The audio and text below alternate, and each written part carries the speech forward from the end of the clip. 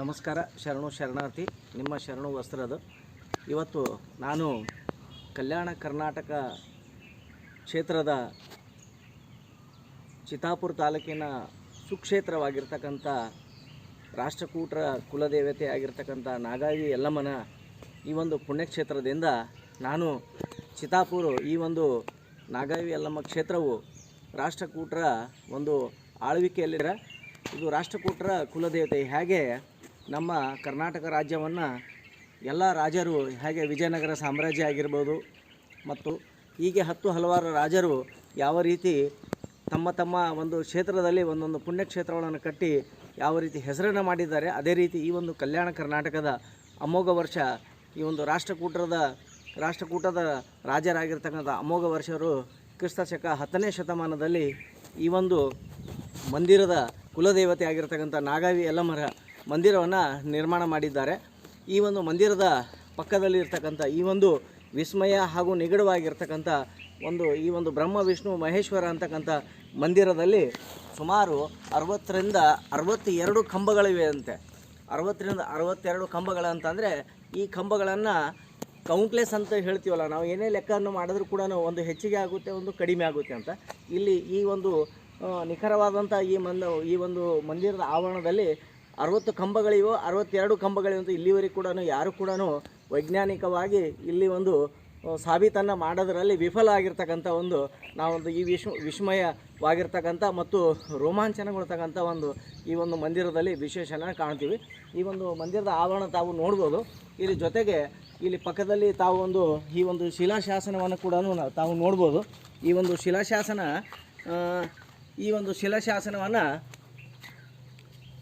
ಒಂದು ಶಿಲಾಶಾಸನದಲ್ಲಿ ನಾವು ಇದರ ಮೇಲೆ ಒಂದು ಕೆತ್ತಣಿಕೆಯನ್ನು ನಾವು ಕಾಣ್ಬೋದು. ಈ ಒಂದು ಕೆತ್ತಣಿಕೆಯಲ್ಲಿ ಒಂದು ಹಳೆಯ ಲಿಪಿಯ ರೂಪದಲ್ಲಿ ಈ ಒಂದು ಶಾಸನದಲ್ಲಿ ಕೆತ್ತಣಿಕೆಯನ್ನು ಮಾಡಿದ್ದಾರೆ. ಇದರಲ್ಲಿ ಏನು ಕೆತ್ತಣಿಕೆಯನ್ನು ಮಾಡಿದ್ದಾರೋ ಇದು ನಿಜವಾಗಿ ಕೂಡ ಇದು ಯಾರಿಗೆ ಅರ್ಥವಾಗಲಾರ್ದಂಥ ಈ ಒಂದು ಶಾಸನ. ಇದರಲ್ಲಿ ಏನೋ ವಿಶೇಷವಾಗಿರ್ತಕ್ಕಂಥ ಈ ಒಂದು ಶಾಸನ, ಈ ಒಂದು ಪವಿತ್ರವಾಗಿರ್ತಕ್ಕಂಥ ಈ ಒಂದು ಮಂದಿರ ಅಂದರೆ ಇದು ಸುಮಾರು ಆಗಿನ ಕಾಲದಲ್ಲಿ ಹಾಗೆ ನಲಂದ ಮತ್ತು ಹಾಗೆ ಇತ್ತು ನಮ್ಮ ದೇಶದಲ್ಲಿ ದೇಶ ವಿದೇಶಗಳಿಂದ ಪಾಂಡಿತ್ಯವನ್ನು ಪಡೆಯುವ ಸಲುವಾಗಿ ಓದುವ ವ್ಯಾಸಂಗವನ್ನು ಅಲ್ಲಿಯ ವೈದಿಕ ಜ್ಞಾನವನ್ನು ಪಡೆಯಲಿಕ್ಕೆ ಬರ್ತಕ್ಕಂಥ ಜಗತ್ತಿನ ಮೂಲೆಯಿಂದ ಬರ್ತಕ್ಕಂಥ ಪಂಡಿತರು ಇಲ್ಲಿ ಬಂದು ಕೂಡ ಈ ಒಂದು ನಾಗಾವಿ ವಿಶ್ವವಿದ್ಯಾಲಯ ಅಂತ ನಾವು ಈಗ ನಮ್ಮ ಭಾಷೆಯಲ್ಲಿ ವಿಶ್ವವಿದ್ಯಾಲಯವನ್ನು ನಾಗಾವಿ ವಿದ್ಯಾಲಯ ಅಂತಕ್ಕಂಥ ಈ ಒಂದು ವಿದ್ಯಾಲಯದಲ್ಲಿ ಭಾಳಷ್ಟು ಪಂಡಿತರು ಇಲ್ಲಿ ಅಧ್ಯಯನವನ್ನು ಮಾಡ್ಲಿಕ್ಕೆ ಬರ್ತಿದ್ರು ಅಂತಕ್ಕಂಥ ಒಂದು ಇತಿಹಾಸದಲ್ಲಿ ಕೂಡ ಉಲ್ಲೇಖವಿದೆ. ಜೊತೆಗೆ ಈಗ ನಾನು ಈ ಒಂದು ಮಂದಿರದ ವಿಶೇಷತೆಯಲ್ಲಿ ಇರ್ತಕ್ಕಂಥ ಮಂದಿರದ ಒಳಗಡೆ ಇರ್ತಕ್ಕಂಥ 62 ಕಂಬಗಳ ಬಗ್ಗೆ ನಾನು ಅಲ್ಲಿಯ ಒಂದು ನೋಟವನ್ನು ತಮಗೆ ತೋರಿಸ್ತಾ ಇದ್ದೀನಿ. ಈಗ ನೋಡಿ, ಈ ಒಂದು ಮಂದಿರದ ನಾವು ಈ ಒಂದು ಮೆಟ್ಲನ್ನು ಏರ್ತಾ ಇದ್ದೀವಿ. ಜೊತೆಗೆ ಇಲ್ಲಿ ಒಳಗಡೆ ಬಂದರೆ ನೋಡ್ಬೋದು ಈ ಒಂದು ಮುಖ್ಯದ್ವಾರದ ಎದುರುಗಡೆಗೆ ಇರ್ತಕ್ಕಂಥ ಈ ಒಂದು ಬ್ರಹ್ಮ ವಿಷ್ಣು ಮಹೇಶ್ವರ ದೇವಸ್ಥಾನದ ಈ ಒಂದು ವಿಗ್ರಹಗಳನ್ನು ನಾವಿಲ್ಲಿ ಕಾಣ್ಬೋದು. ಇಲ್ಲಿ ನಿತ್ಯ ಪೂಜೆಯನ್ನು ನಡೆಯುತ್ತೆ. ಜೊತೆಗೆ ಈ ಒಂದು ಬ್ರಹ್ಮ ವಿಷ್ಣು ಮಹೇಶ್ವರ ಮಂದಿರ ಸೃಷ್ಟಿಕರ್ತರಾದಂಥ ಜಗತ್ತಿನ ಸೃಷ್ಟಿಕರ್ತರಾಗಿರ್ತಕ್ಕಂಥ ಬ್ರಹ್ಮ ವಿಷ್ಣು ಮಹೇಶ್ವರರ ಈ ಒಂದು ದೇವಸ್ಥಾನದ ಗರ್ಭಗುಡಿ. ಜೊತೆಗೆ ತಾವು ಇಲ್ಲಿ ನೋಡ್ಬೋದು ಬಸವಣ್ಣನ ಮೂರ್ತಿ ಇದೆ. ಈ ಒಂದು ಮೂರ್ತಿಯ ಮುಕ್ಕಾಗಿರ್ತಕ್ಕಂಥ ಬಸವಣ್ಣ, ಇಲ್ಲಿ ಒಂದು ಬಸವಣ್ಣನ ಮೂರ್ತಿ ಎದುರುಗಡೆ ನಾವು ನೋಡ್ಬೋದು. ಇಲ್ಲಿ ನೋಡಿ ಸುಮಾರು ನಾವು ಇಲ್ಲಿ ಕಾಣಬಹುದು. ಈ ಕಡೆ ನೋಡಿ ಸುಮಾರು 1 2 3 4 5 6 ಸಾಲಿನಲ್ಲಿ ಇರ್ತಕ್ಕಂಥ ಕಂಬಗಳನ್ನು ನಾವಿಲ್ಲಿ ಕಾಣ್ಬೋದು. ಈ ಕಂಬ ಶಿಲಾಕೃತಿಯನ್ನು ನೋಡಿದರೆ ಎಷ್ಟು ಪುರಾತನವಾಗಿರ್ತಕ್ಕಂಥದ್ದು, ಎಷ್ಟು ಸುಂದರವಾಗಿರ್ತಕ್ಕಂಥ ಕೆತ್ತಣಿಕೆ ಇರ್ತಕ್ಕಂಥ ಒಂದು ಮಂಟಪವನ್ನು ನಾವಿಲ್ಲಿ ಕಾಣ್ಬೋದು. ಇದರಲ್ಲಿ 60 ಕಂಬಗಳಿವೆ ಅಂತ ಹೇಳ್ತಾರೆ, ಕೆಲವೊಬ್ಬರು 62 ಕಂಬಗಳಿವೆ ಅಂತ ಹೇಳ್ತಾರೆ. ಯಾಕಂದರೆ ಬಹಳಷ್ಟು ಜನ ಇಲ್ಲಿ ಪರೀಕ್ಷೆಯನ್ನು ಮಾಡಿದ್ದಾರೆ. ಪ್ರತಿಯೊಂದು ಕಂಬಕ್ಕೂ ಕೂಡ ಒಬ್ಬೊಬ್ಬ ವಿದ್ಯಾರ್ಥಿಯನ್ನು ನಿಲ್ಲಿಸಿ ಒಂದು ಎಣಿಕೆಯನ್ನು ಕೂಡ ಮಾಡಿದ್ರು ಕೂಡ ಒಂದೊಂದು ಸಲ ಒಬ್ಬ ವಿದ್ಯಾರ್ಥಿಯನ್ನು ಇಲ್ಲಿ ಕೌಂಟಿಗೆ ಬರ್ತಕ್ಕಂಥ ಎಣಿಕೆಗೆ ಬರಲಾರದಂಥ ಸಂದರ್ಭಗಳನ್ನು ಕಂಡಿದ್ದಾರೆ. ಮತ್ತು ಇಲ್ಲ ಅಂದರೆ ಒಂದೆರಡು ಕಂಬಗಳು ಜಾಸ್ತಿ ಆಗ್ತಕ್ಕಂಥ ಒಂದು ಎಣಿಕೆಗಳನ್ನು ಇಲ್ಲಿ ಕಂಡಿರ್ತಕ್ಕಂಥದ್ದು. ಲೆಕ್ಕ ಸಿಗಲಾರದಂಥ ಒಂದು ಇರದೇ 60 ಕಂಬಗಳಲ್ಲಿ ಕೂಡ ಲೆಕ್ಕ ಸಿಗೋದಿಲ್ಲಂತೆ.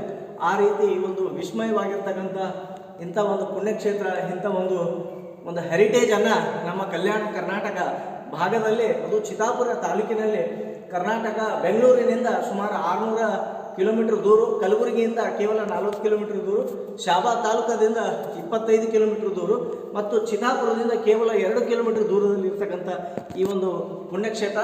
ಎಲ್ಲರೂ ಈ ಒಂದು ಪುಣ್ಯಕ್ಷೇತ್ರವನ್ನು ನೋಡಬೇಕು. ಈ ಒಂದು ವಿಸ್ಮಯವಾಗಿರ್ತಕ್ಕಂಥ, ನಾವು ದೇಶ ಸುತ್ತುತ್ತೀವಿ, ಬೇರೆ ಬೇರೆ ಕಡೆ ಎಲ್ಲನೂ ಇರ್ತಕ್ಕಂಥ ವಾಸ್ತುಶಿಲ್ಪವನ್ನು ನೋಡ್ತೀವಿ. ನಮ್ಮ ಕಲ್ಯಾಣ ಕರ್ನಾಟಕದಲ್ಲಿ ರಾಷ್ಟ್ರಕೂಟರು ನಿರ್ಮಾಣ ಮಾಡಿರ್ತಕ್ಕಂಥ ಈ ಒಂದು ಅಮೋಘ ವರ್ಷ ನೃಪತುಂಗರು ನಿರ್ಮಾಣ ಮಾಡಿರ್ತಕ್ಕಂಥ ಈ ಒಂದು ಮಂಟಪ, ಈ ಒಂದು ವಿಷ್ಣುವಿನ ಮಂದಿರ ಬಹಳ ನಿಜವಾಗಿ ಕೂಡ ಬಹಳ ನಿಗೂಢ ಹಾಗೂ ವಿಸ್ಮಯವಾಗಿರ್ತಕ್ಕಂಥ ಈ ಒಂದು ಮಂದಿರವಿದೆ.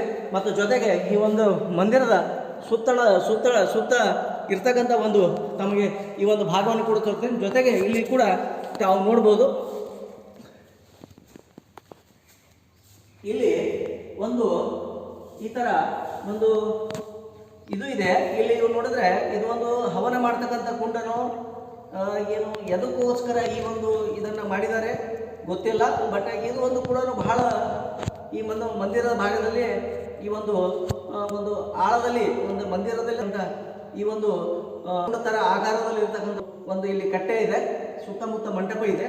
ಬಹಳ ನಿಜವಾಗಿ ಕೂಡ ಬಹಳ ಸುಂದರವಾಗಿ ನಾವು ಇಲ್ಲಿ ನೋಡ್ಬೋದು. ಇಲ್ಲಿ ಏನು ಆಗಿನ ಪಂಡಿತರು ಇಲ್ಲೇನು ಯಾಗಾದಿಗಳನ್ನು ಹವನಗಳನ್ನು ಮಾಡ್ತಾಯಿದ್ರು, ಏನು ಮಾಡ್ತಾಯಿದ್ರು. ಬಟ್ ನಿಜವಾಗಿ ಕೂಡ ಬಹಳ ವಿಸ್ಮಯವಾಗಿರ್ತಕ್ಕಂಥ, ಬಹಳ ಇದು ಶ್ರದ್ಧೆಯಿಂದ ಈ ಬ್ರಹ್ಮ ವಿಷ್ಣು ಮಹೇಶ್ವರ ಮಂದಿರಕ್ಕೆ ನಾನು ನೋಟವನ್ನು ತಮಗೆ ತೋರಿಸ್ತೀನಿ. ಮುಖ್ಯ ದ್ವಾರ ಇದು. ಈಗ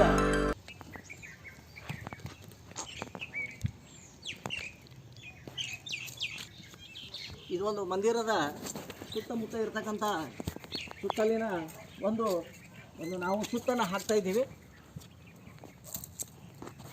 ನೋಡಿ. ಸಿಗ್ತಕ್ಕಂಥ ಶಿಲೆಯಿಂದನೇ, ನಮ್ಮ ಭೂಮಿಯಲ್ಲಿ ಸಿಗ್ತಕ್ಕಂಥ ಶಿಲೆಯಿಂದನೇ ನಾವು ನೋಡ್ಬೋದು.